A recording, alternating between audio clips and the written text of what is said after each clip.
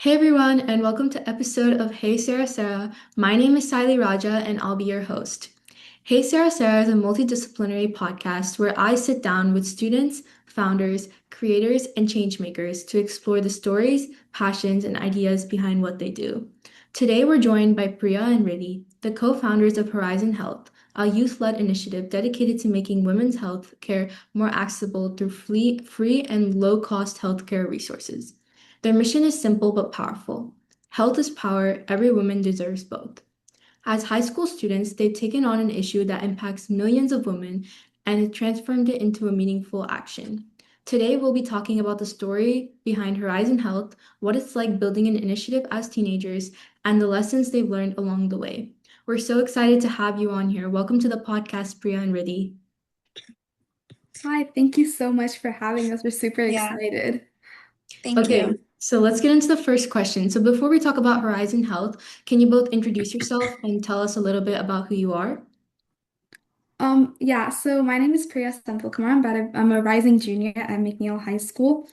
And just like a little bit about myself is that I would say a lot of the things when I get really hectic with a lot of things, and when it came to starting a nonprofit like this, I was very determined about it, and it's low key a lot of this has really streamlined into my life kind of. So yeah, it's just like a little bit about kind of why I started it, I guess.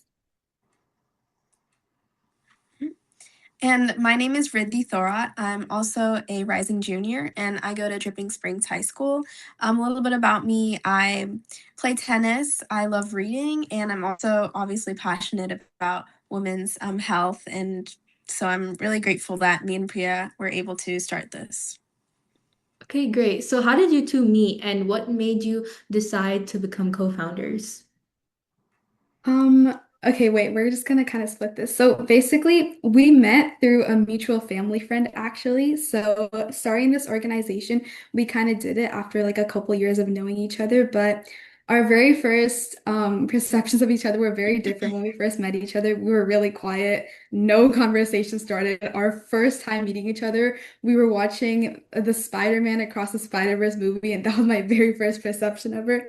But yeah, I was super nervous because I had my whenever I usually go to like whenever my dad takes me to like people's houses or whatever, it's always like little children I meet, and then I see another girl my age and I'm just like, oh, okay, nice. Now I have to make a friend. So yeah, so I was like super nervous when we first met. Yeah, I honestly had the same experience. I was nervous meeting another girl my age, but as our family started meeting up more often, our friendship grew. And so, what made us decide to become co-founders? Well, it was Priya's idea first to start a nonprofit with me, and then it was mine that we should do it on women's health. And we realized that, like, by combining our ideas and our strengths, that we could have a greater impact, that neither of us could do so alone. And working together has allowed us to support one another and bring different skills to the table and turn this like passion into a meaningful action through HERizon Health. I love that. That's such a cute little story of how you guys met. Okay, so let's start at the beginning. What inspired you to create HERizon Health? Well, I would say what inspired me was that because we both came together and decided we should do a nonprofit, really had the approaching idea of that it should be around women's health. And honestly, at first, when she pitched that idea to me, I was like, it's a great idea, but and it's something I never really thought of. Because there's a lot of things we can say. There's so many disparities in healthcare. There's so many things that people don't really know about. And women's healthcare, like I felt I hadn't realized there was such a big gap in it that so many people didn't know. So many women are so nervous to talk about even like the nitty-gritty things, just periods, things like that. Like so many of these aspects, not many people knew about. And even if they did, nobody really wanted to talk about it. And there's so many people that like, let's say like I have a problem with my own body, like I'll get so nervous and search it up on Google, and Google will tell me something like, oh, you're gonna die in the next 10 days. Like it's so many things like this that can happen. And it's really like a rooted cause to why we started HERizon Health, mainly because it was such an issue that really hasn't shed light upon. And so creating such like of our resource guides, it's something that we offer, creating these like opportunities for women to understand their body, understand the various aspects that goes into healthcare was kind of the reason why we started in an initial phase. But Yeah. yeah, Yeah, Fred, do you want to add on? Yeah, I'd say that we notice that many women, especially young women, don't always have access to reliable health information. And so we wanted to create a space that makes women health education more approachable and accessible for various women.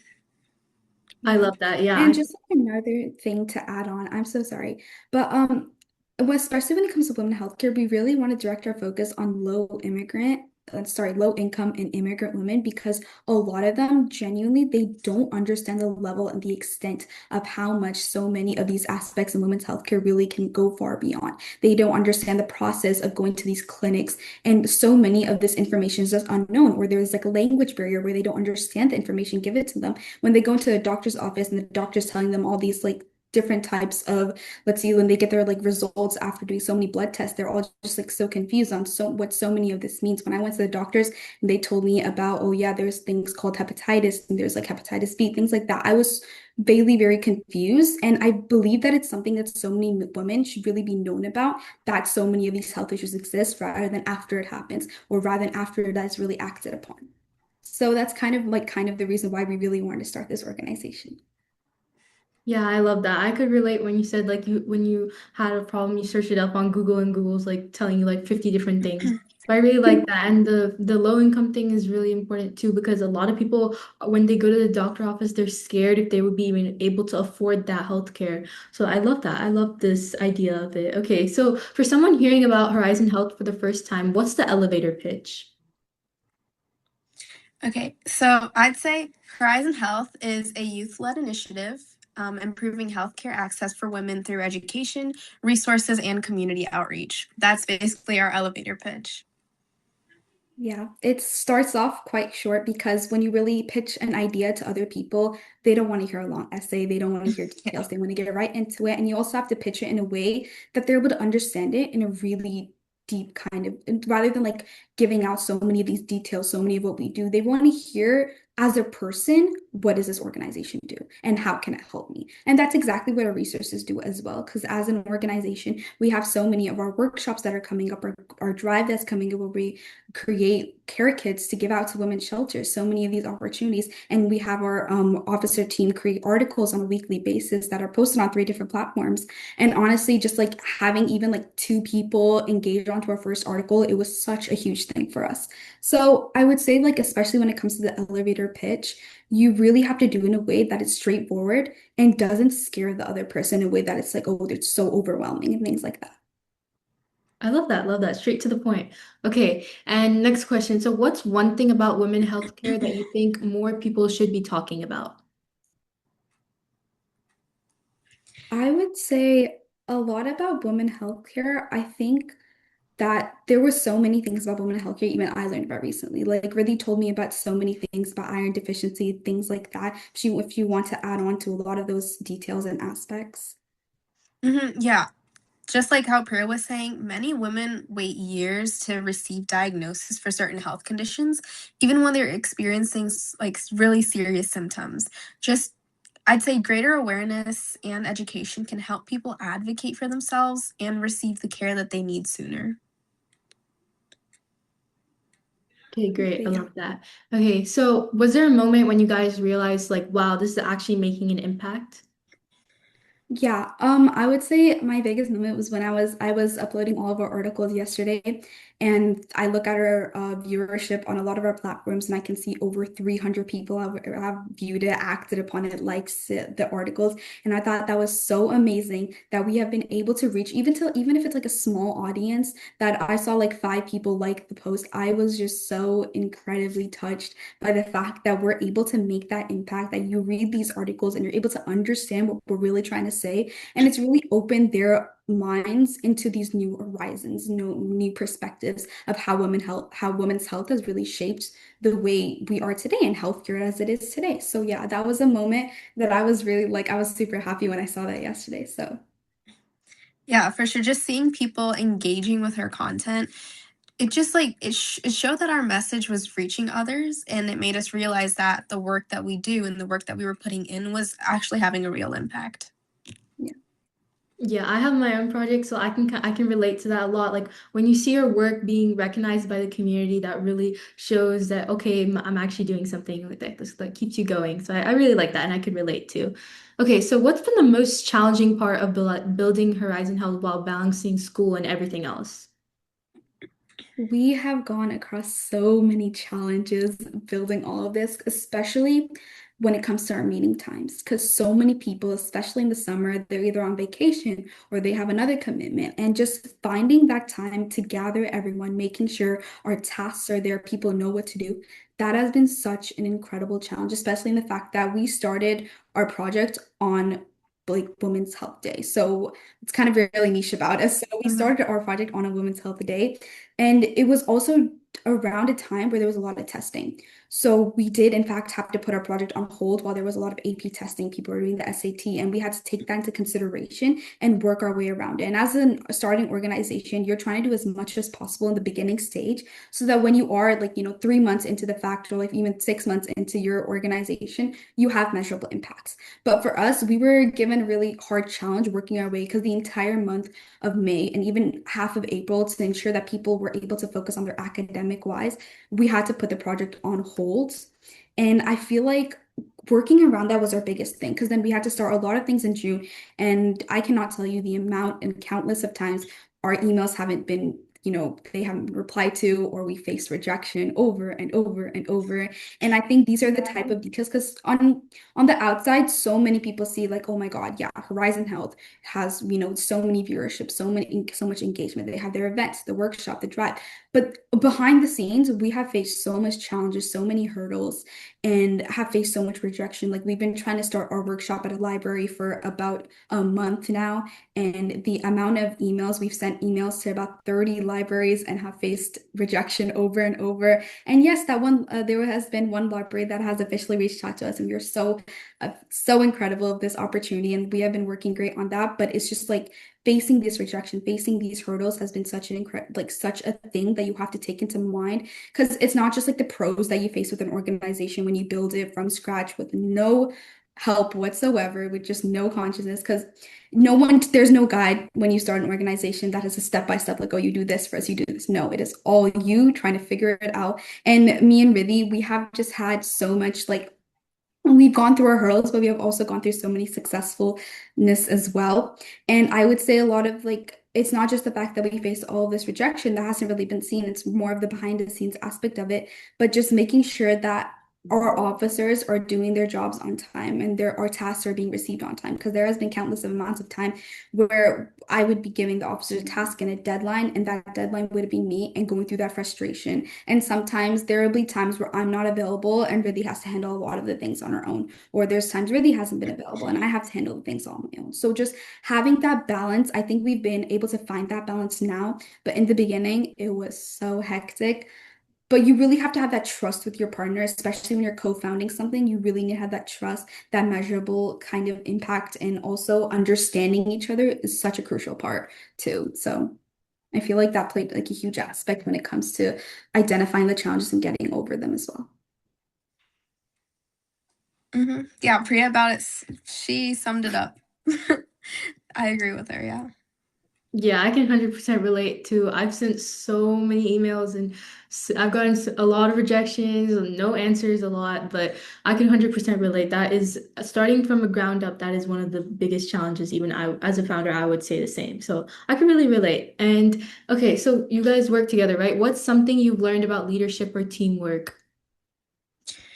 I'd say that one of the biggest lessons we've learned is that leadership isn't about doing everything yourself, and it's about trusting your entire team. So, as co-founders, we've learned to communicate openly and divide responsibilities based on everybody's like strengths and support each other when challenges come up. That trust and collaboration have really helped us both grow as leaders and as an organization. Yeah. Okay, great. So now we're gonna go into our like fun segment. So let's settle this. Who's the planner and who's the we'll figure it out as we go person? I think that Riddhi's more of the planner that wants everything done beforehand, and I'm more of the like, oh yeah, we'll just figure it out. Because We're having an event at the end of the month, a workshop that we have so far teased. But there's been so many times where there's like, Priya, we really need to do this. And I'm like, no, we can do it tomorrow. We'll just figure it out on the day of. Or like even for like we have an interview coming up or just like any type of event coming up, and she'll be like, oh yeah, no, we need to make a script of what to say. We need to like, make sure that we have this ready, make sure we have this ready. I'm just like, but do we really need to? We can't just do it on the spot. So I would say I'm more of like the, oh, let's go with the vibes type of person. Okay. And if Horizon Health had a mascot, what would it be? Honestly, I feel like it would be a butterfly because it represents like growth and empowerment and positive change. I feel like it kind of reflects our mission of helping people and helping people gain knowledge and confidence when it comes to their health. Yeah, I honestly never thought of us having a mascot. I feel like a Yeah. butterfly resembles so many things. This might be too niche, but you know how like a butterfly migrates across during a certain season of time, and Horizon Health, we also reach a horizon of women. I feel like that would kind of be interconnected. So I feel like a butterfly is a great idea for a mascot. Yeah, I love that. I could see it. I could see it. It's a good one. Okay, so looking ahead, where do you hope Horizon Health will be 1 year from now? Oh my God, I have just so many plans for Horizon Health 1 year from now. I want us to be an organization that has helped countless and countless of people. I don't want to reach just to go with like a certain length. We have had so many plans to reach internationally, but our first goal, you have to meet these goals step by step because like I said, like I'm more like a vibe person and go based on the wind kind of, but I'm also someone who gets super stressed too, where I'm like, oh my God, we're not doing enough. Or what if we do this? What if we do that? Or like, oh my God, we're so behind, we're so behind. But it's also important to realize that like yeah, sometimes you are going to be behind and sometimes it's going to feel like that, but it's like you getting over that stress. So 1 year from now, I really hope that we reach, because we have a fundraising goal of $10,000, and I really hope we're able to reach that goal and be able to Yep. donate to countless of women's shelters and also be such an established organization and face like not only just helping these families, but helping them in such a way that's like not just constricted to Austin, Texas alone, in a way that's like internationally people know this organization, and this organization has helped them understand women's healthcare and just healthcare in general, honestly. But yeah, that's kind of what I have in mind. If Riddhi wants Mhm. to add on. Yeah, no, I agree with that completely. Uh, I hope that our organization would expand its reach, through more workshops and events and like community partnerships. Also, obviously, reaching our goal of raising $10,000 to donate that to women's shelters. And overall, I'd say our goal is to just continue growing a supportive community and empower people to take charge of their health. I love that. I hope you guys will surely get there in the future. So, if someone listening wants to make a difference in their community but doesn't know where to start, what advice would you guys give them? Let's see. One piece of advice. This might, join Horizon Health. We together shall make a difference. Join Horizon Health. We like, your ideas are almost at most valued. But as an individual, I would say don't be afraid to reach out. That's like the biggest thing. Because I like, don't be afraid to like, call these organizations, call people. I know it's really like, honestly, I get really nervous when I have to call up a library and be like, hey, so I would love to do this at your library. But then they'll just be like, Miss, no, we can't do that. And I'll be like, yeah, no, got it. That's fine. So you have to really like make sure you have that really that strength in you where even if people say no, even if you face that rejection, persevere. I feel like it's the biggest thing. You have to persevere because, and also you have to put in so much effort too. Just saying you want to make an impact is not an impact enough. Just you have to act upon it, have those nitty-gritty details within you, and make sure that you really are able to project yourself in a way that isn't short-standing, kind of, if that makes sense. But Mhm. yeah, perseverance, I would say is like the biggest thing. Yeah, I'd also say that just being strong, and if you want to get involved in making a difference, like making impact, just start with something you're passionate about, just like how me and Priya did. even if it's something small, just you need to be passionate about it. You don't need a perfect plan to make an impact. Just taking the first step and staying consistent can really lead you to make meaningful change over time. I love that. Okay, and if anyone wants to reach out to you guys or volunteer with you or support your fundraiser or anything, where can they reach out to you guys? Oh my God, we are on every platform you can think of. We are on TikTok, follow our Instagram, follow our TikTok. We have recently just launched on Facebook too for all the people that are still on Facebook. Please reach out to us. Honestly, like if you see me at school, tell me. I will gladly help you out in a way that you can make change. But yeah, mainly our Instagram, even our we're published on Substack, Medium, WordPress, all three of those platforms. If you want to reach out, please go ahead. Zero Okay, hesitation and required. we'll put it at the end for the viewers in case they want to follow, join the fundraiser, anything. So we'll put it on for the end. And thank you so much for joining us today and sharing your story. It's been a pleasure learning more about your journey with Horizon Health and your passions and the work you're doing to make a difference. And to everyone listening, thank you for tuning in. We'll see you in the next episode. Yes. Thank you so much for Thank you. having Thank you so us. much. Yeah.